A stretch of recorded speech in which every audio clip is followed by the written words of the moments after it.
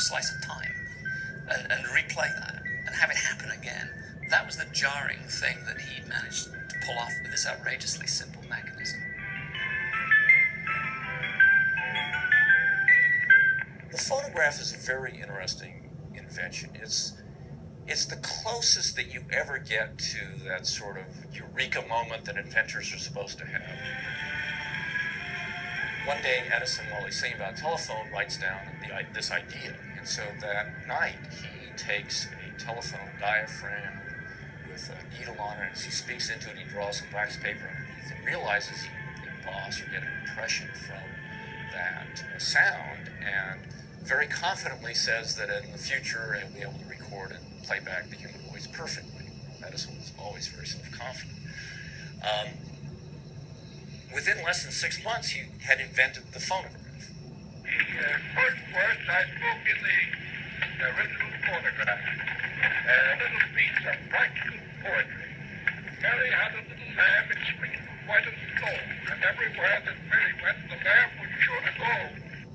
And this astounded people because it was such a simple instrument. There were acoustic scientists trying to figure out how to make a single vowel sound. And here's this fellow who comes along with the simplest device you can imagine to record and repeat the human voice. So earlier today, we made a recording on this. So let me rewind it, and we'll play a recording of Mary Had a Little Lamb for you. It's a very fascinating subject, and I love talking about Edison's inventions.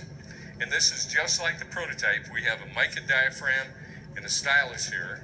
Just imagine what it must have been like in 1878 to see this development for the very first time. Here we go.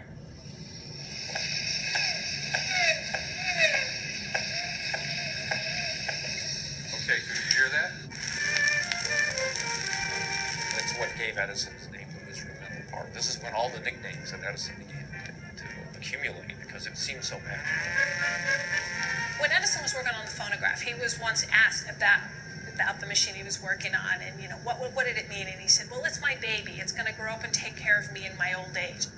Edison, Bell, other people in that era imagined all sorts of uses for the phonograph, but they really thought the big market would be dictation.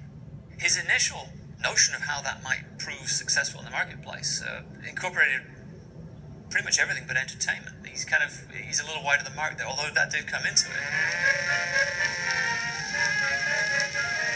This whole notion of the phonograph as an entertainment medium grows up, and Edison begins to record. The first recording studio is actually the laboratory in West Orange, has a music. Then, most importantly, he figures out how to mass produce records by molding them. But, it took 20 years for it to move from an invention to something that people began to have in their daily lives. How many people today carry a phone, carry an MP3 player, listen to the music on the radio? I mean, what would you do if you couldn't listen to music? Well, without Edison and recorded sound, that won't take place.